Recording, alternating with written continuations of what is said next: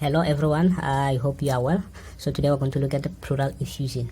We're going to look mainly at the causes. Okay, so basically pleural effusion is excessive fluid in the pleural space. This is your pleural space. This is your pleural space.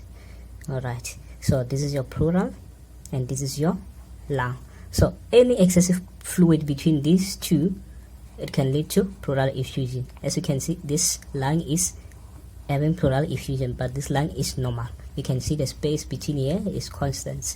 The space is constant, but once the fluid starts to accumulate and lift this lung, then we'll have the effusion. And basically the effusion can be caused by, we can divide it into two causes, transudative causes or exudative causes. Alright, so let's begin with transudative causes. Basically transudative cause is when there's a change of pressures in the systemic.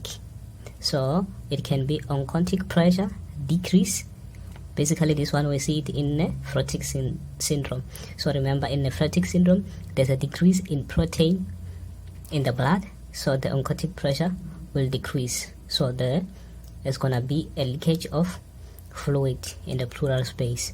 Another one, it can be hydrostatic pressure, which can increase in case of congestive cardiac failure, which will lead to excessive fluid production in the pleural space. So that's number one cause.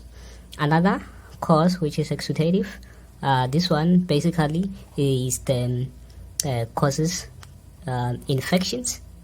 So when you have infection like TB, which can cause abscess, and that abscess can come here between the pleural space, which can be excessive and leading to pleural effusion.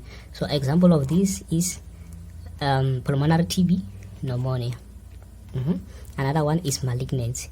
So there's a lung mass, which there's a tissue damage, which can lead to inflammation and a secretion of fluid in the pleural space, so like malignancy. Another one is trauma, motor vehicle accidents, which can lead to damage of tissue, which can lead to accumulation of fluid.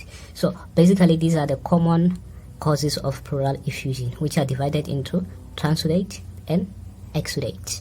Okay, so I hope you understand. If you don't understand, leave your comment and I'll get back to you as soon as possible. Thank you.